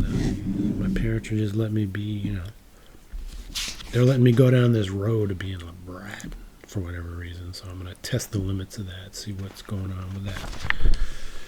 It's a certain style of intelligence collection, you could say, similar what, is last ditch done with an intelligence collection by intelligence networks, where, well, we don't have intelligence from any other means, so why not just stick out our necks, right? We can be dicks somehow and get a response out of the enemy to reveal to us something. We'll fly our bombers close to their coast and see what they do. Try to ferret out some of these weapons capabilities and radar capabilities or whatever, right? But the darn things fly out there with their fuel tanks on the bottom of their jet, so we can't really tell what's going on with that like we thought we would be able to. Or they're not using all their radar capabilities to discover us, Shucks. Sticking your neck out doesn't always work, but if you're last ditch stuck all the time, you can get good at it. All right? Taking a risk every time, right? See how things respond. As I stated before, Tex Watson. We'll focus on him a little bit here. A killer symbol. Out of Texas, makes him a Pisces low symbol, but maybe also a Pisces high symbol, depending on whether the tree is upside down or not. All right? As it's laid out as an overlay over the United States, different regions taking on different characteristics, symbolically speaking, that the network would kind of impose on those areas over time. Texas can be Pisces high, Pisces low. North Texas can be kind of Sagittarius, but also kind of Gemini, depending, right? An upside down tree symbolizes secret networking, like I believe showed up in the movie Monty Python and the Holy Grail, where second in command wears that image on his chest. He's scientifically capable and provides the king with information along those lines, right? So he's connected too. He's got roots that disappear into nowhere, right? Secret networking, upside down tree. Blue and white, Cancer symbolic, same as the tree. He's part of a rostered intelligence presence, typically as it operates in some area. All right. If it's a roster, it probably is limited to an area of some kind, even if it's a global area in its scope of operations, right? So at different times he carries different weapons. In the lore, he carries at least two weapons, a bayonet and a pistol. Secretly, in my view, he also operated a Super 8 camera, a Super 8 millimeter film. Easier to smuggle than 16 millimeter film for obvious reasons. The film roll is way smaller. It can even be installed into a cartridge, and that can be infiltrated. And a cartridge is difficult for people at airport customs to take a close look at too, right? It might even be the exact same kind of camera that was used by Zapruder to film the JFK assassination, for all we know. Good quality camera, according to what I've read. High quality camera. Used in intelligence circles, right? You put it on a tripod behind a mirror along with the camera. And it might even become a link between the two sites, the blackmail site in Hamburg, Germany, and the one in the Tate House. Though the cameras are swapped out, a video camera being substituted in the Tate House, taking videos, as I think a certain Led Zeppelin TV concert video symbolizes, right? In black and white. They decided to use Super 8 color film in Germany. It's 8 millimeter at the very least.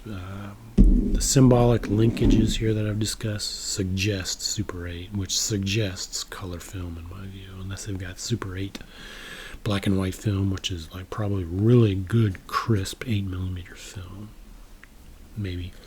I don't know everything about the pornography industry in the 60s, for example. There's reputedly used 8mm film all through the 60s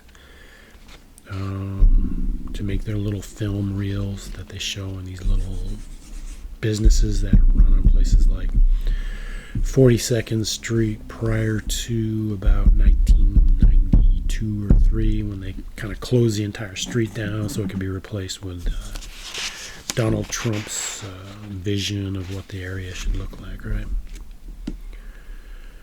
Yeah, that's interesting symbolic comparisons that can go on there too, which I won't get into specifically here. So effectively, Tex Watson was a killer at the Penthouse site where the blackmail photography was going on.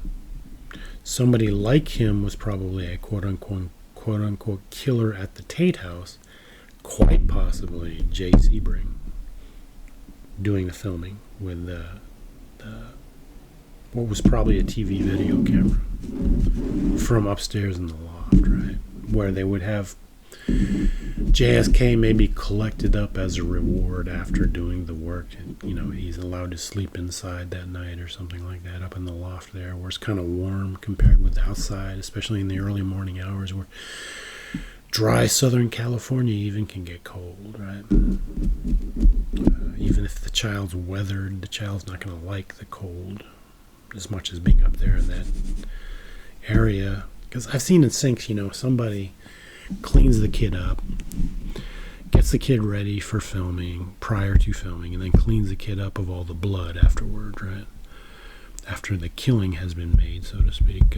Then the vampires will set on themselves upon the subjects of the black and white, or the blackmail photography, right?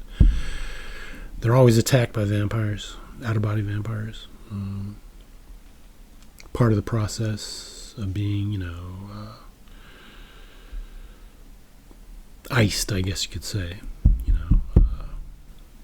Ice skating rink-wise, symbolically speaking, as with David Ferry that I talked about before. So 44 special, as I've said before, corresponds with Super 8 camera. Okay, 48 special revolver, Super 8 camera, symbolically cross-referencing with each other, right? Bayonet is part of that symbolism. So Jay Sebring and Tex Watson effectively become partners in crime, killing people on the night of. In fact, it might have even been a requirement that Jay Sebring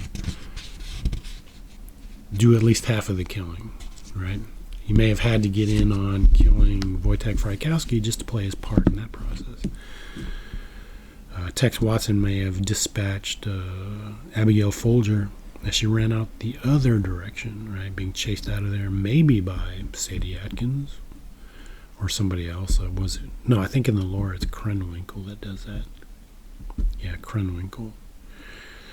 Krenwinkel being the character that corresponds with her in the lore. But that's in the lore. Krenwinkel says she does that, I believe.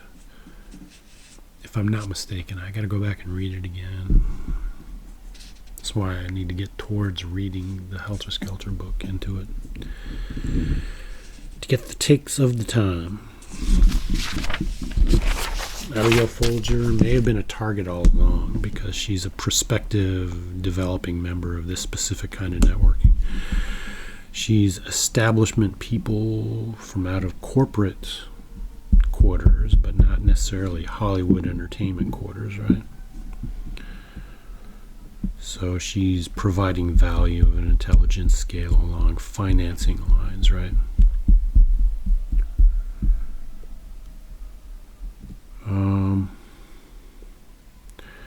Yeah, Shelley Duvall would fall into this general, well, not exactly the same as Abigail Folger. Abigail Folger takes over for Shelley Duvall at some point. Yeah, and then of course Wojtek Frykowski would take over for somebody like Gene Hackman as the father figure. Okay, present during the conditioning of the infant. I got to get back into reading when exactly Abigail Folger and Wojtek Frykowski showed up on the property and how long they were there to have some idea, because they would had to have been compromised somehow to be there at all, right? So kind of probably their presence overlaps with earlier presences up there, having, seen people and things going on at the very least. Maybe having to be compromised on a deeper level. Who knows? Sharon Tate is establishment people in intelligence circles, namely military intelligence, but also she's established herself in Hollywood from out of that perspective, right? In the Hollywood intelligence circles. So as part of Hollywood networking. But she would have brought up the trunks along with J. Sebring, the clothing trunks that supposedly had Sharon Tate's winter clothes in them. Something like that, according to some people, or her clothing was supposedly from her travels, recent travels, filming and all that. Hints of heading to the Caribbean. But according to some people, they were not there at all prior to them leaving at around 4:30 to 5 time frame, late in the day time frame, when it's unlikely anybody would be delivering stuff up there by the time, the trunks did show up. So I think she arrived with those trunks along with J. Sebring, right? And they would have brought the trunks in the door and left them there. And of course, the couple being murdered would have no idea the significance of those trunks.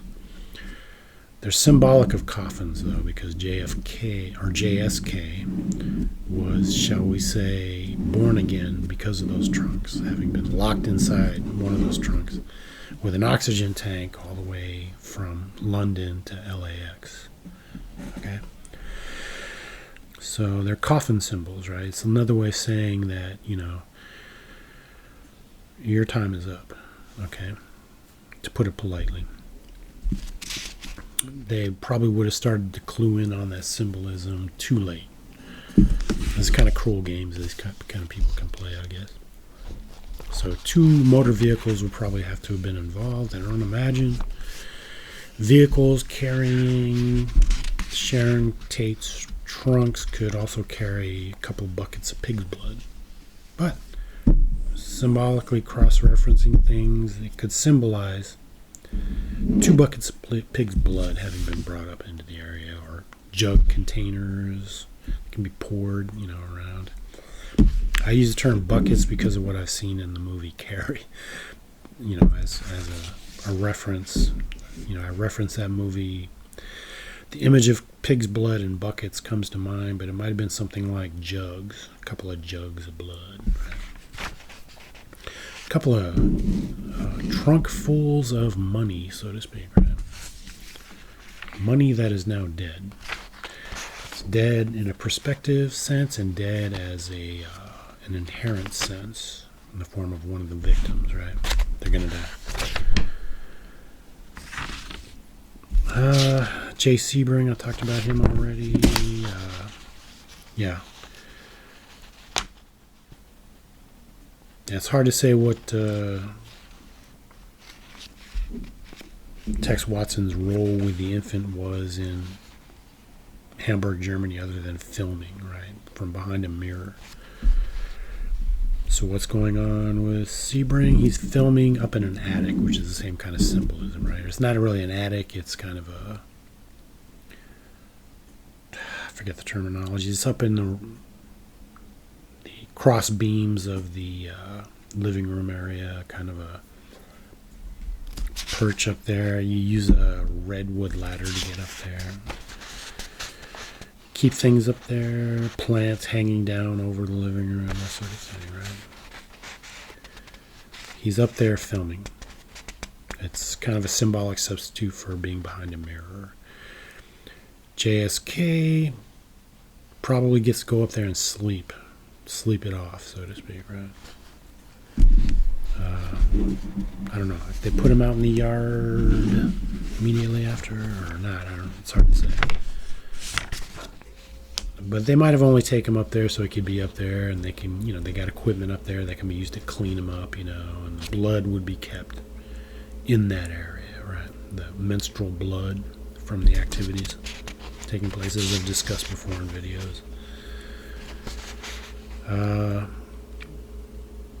yeah, so Tex Watson might have been involved in helping set up the scene, right, as kind of the cinematographer on the scene, right, working with the director of the scene, which would be symbolized by Sadie Atkins, right. And she conducts the actual ritual while the cinematographer films it all, right. And they kind of work together to create the scene, right, and try to get it on film. Something like this is going on there between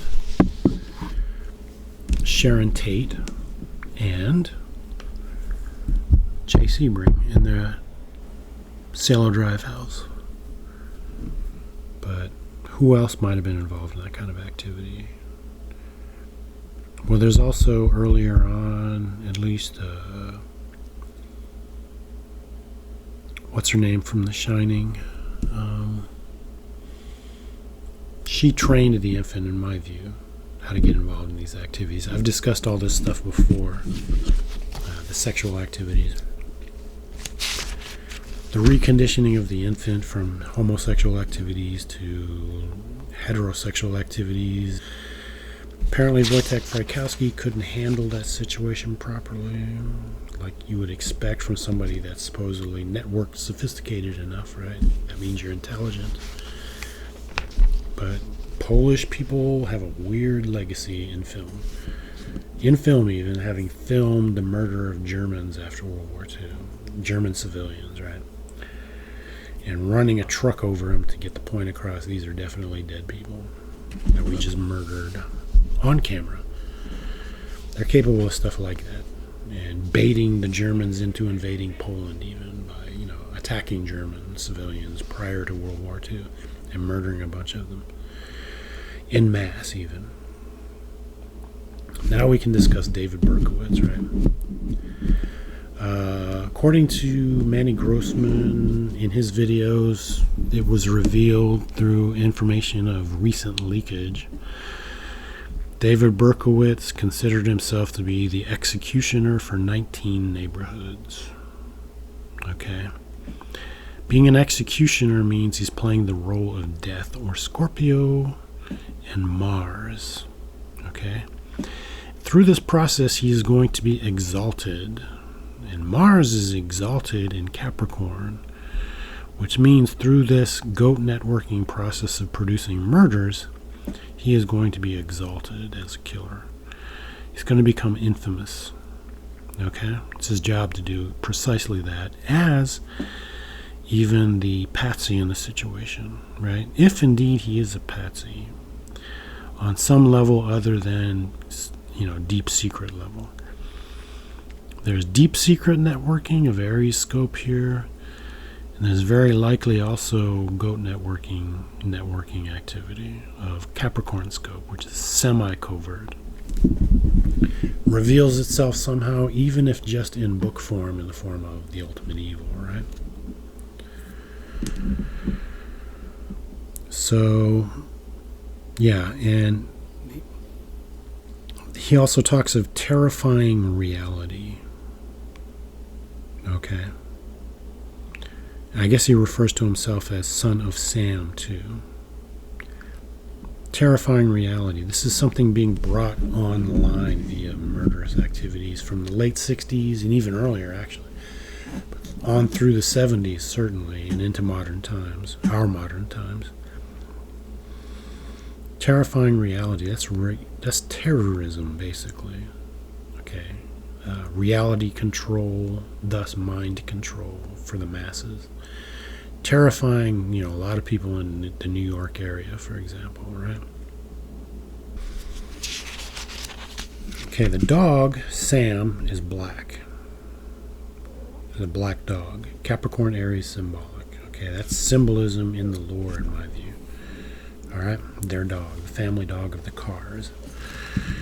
Calls himself Son of Sam, which means Aries. I am nobody. But I am, he's supposed to become like an ultimate expression of being a killer, right? Because he's exalted through this process to become a different kind of Aries in the end, a different kind of nobody. Starts out in his view a nobody of a sort. Okay. And that's all I wrote down for Dave Berkowitz there. Yeah, we want to get this done in less than half an hour here. Process horns, again, are basically shaped like horns, but also tree trunks, depending on perspective, right? A British-style spin-off from out of an American-style cult of larger scope, all right? Signal roll is symbolized by the number 4 level. So Berkowitz becomes a symbol of both Scorpio and Capricorn, right? He becomes a kind of Virgo symbol when he becomes infamous. People are going to be shining a lot of light on him for decades and decades. He's going to profit from that somehow. Sagittarius, terror reality, becomes Virgo, terror reality. As somebody, that becomes born again as a Christian while in jail. All right?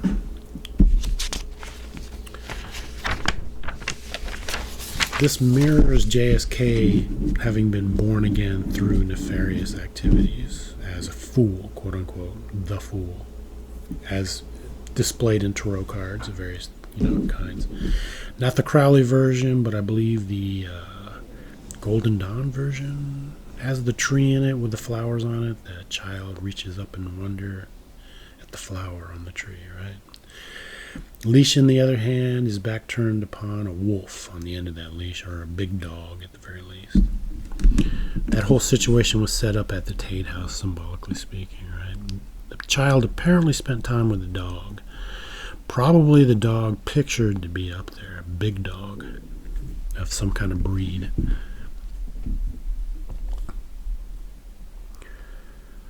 So now we get into Tex Watson again. Talked about that.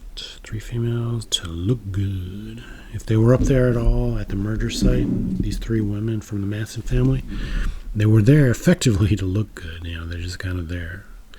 Maybe the only 2 of them was up there with Sharon Tate substituting for one. And maybe the other one that had to be outside during the murders was right there on the site, so that nobody would run towards the gate when they ran from the house. Maybe they knew ahead of time they were going to run the victims out on the lawn so they could be slaughtered out on the lawn, right? Separate from what goes on inside the house with the pig's blood. Okay, where there's fire, there's often smoke, but not all the time, right? So where there is secret networking, there might also be quote-unquote smoke in the form of goat networking or goat chaos, right? Like at the Ramses, right? Everybody's stomping all over the evidence and just wrecking up the murder site, right? Just chaos. Chaos is a Capricorn analogy when it is real. Pure chaos is associated with Aries, which is completely unreal. So chaos can be sorted out typically, right? Yeah, party, as far as goat network partying goes, process people might be there, but they might leave early, or maybe they weren't there at all. Maybe it's all fiction, right? According to Manny Grossman, anyway, it's fiction. So if there's no specific evidence for it, physical evidence that makes it factual, it's written off as not having taken place. He writes off the Mauritari book completely as a complete fake, as not to be believed at all, compared with police evidence, which he has access to and nobody else does have access to. The motivation for getting together at one of these parties is initially social on the part of people that are considered to be targets or prospects maybe of some kind or another. And they might be quickly motivated to leave as soon as they hear bad rumors, but maybe not. And so they get deeper into the compromise of the party, maybe, if there's compromise present at all. You can goat network party for a lot of different reasons. The birthday party that was going on next to the taxicab murder by the Zodiac killer. Symbolic along these lines, a birthday party for a teenage girl, right? Born again, you might say, as I said before.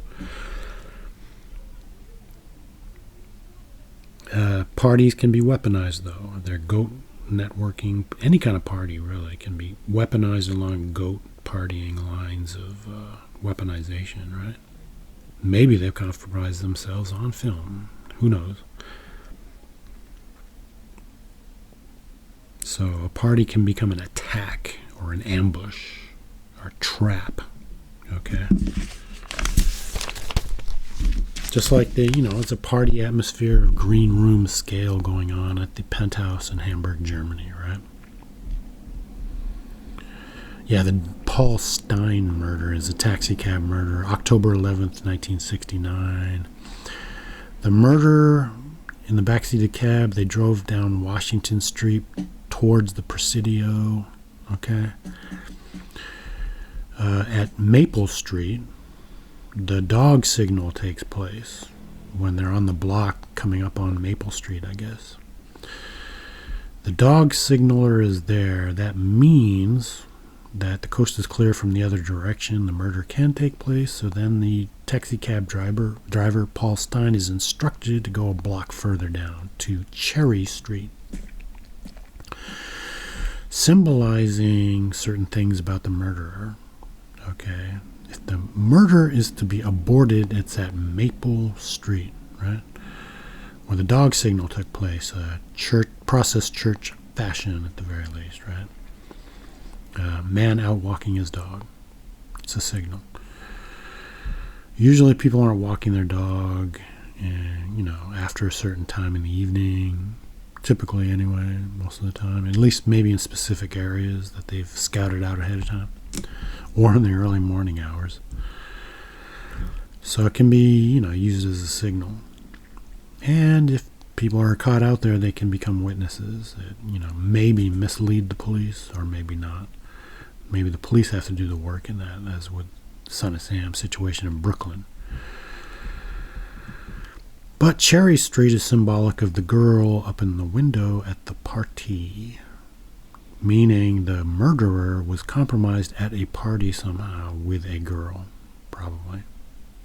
Some manner of girl, or manner of girl that was actually JSK at a quote-unquote party, maybe conducted up at 10050 Cielo Drive, prior to the December 1968 murder that took place a little further north than this murder, which happened in the city of San Francisco, the taxicab murder.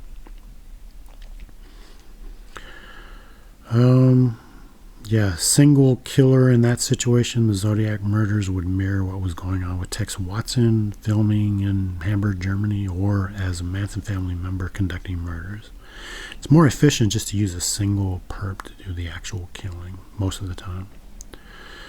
Any more than that suggests too much conspiracy taking place with actual physical evidence, which can't be allowed, right? But you can have support people in an area like the guy in the blue sedan that shows up December 1968 to scare off the sports car couple from the murder site for the murder that's going to take place out by the pumping station, right? The Vallejo murder, the first one. That's in the north side of the bay that constitutes, part of which comprises San Francisco Bay, but there's another name to the bay that's further up north. Part of the same body of water, though, right? Used to be a Navy town during World War II.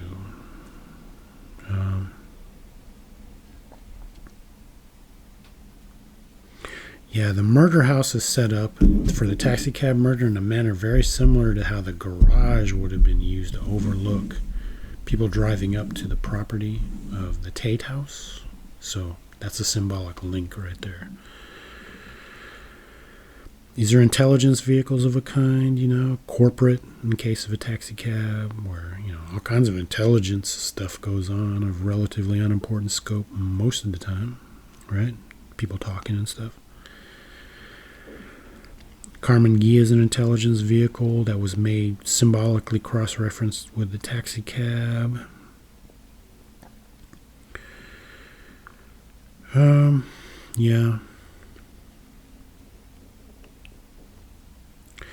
Lake Berryessa murder then is linked symbolically with the Paul Stein murder in San Francisco, right?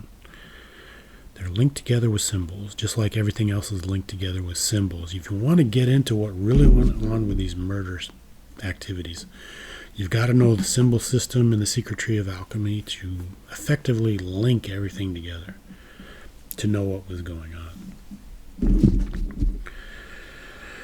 Is all symbolic of the middle class disappearing and no longer being able to afford to work their way through college, which is the case about now in U.S. society. Okay, college students can no longer afford to work their way through college.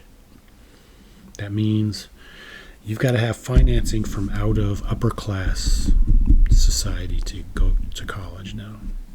It's either a grant or a loan, or you've got a trust fund from mommy and daddy to get you through college. Who can afford a trust fund? Wealthy people can afford a trust fund. You don't just work your way through college anymore. People do work their way through college, but not without other financing to go along with it. All right. I've known some good students, even in recent times, who were working their way through college, I would guess. Yeah, guess. Based on what exactly? Thinking at the time that I've forgotten about. You know, vampire type people that were also good students. So, and I'll leave you with a quote, I guess. Let's see what I'm looking at here. Yep. By Robert Anton Wilson, to the effect, knowledge is expensive. Okay, in a lot of different ways. Okay, it costs.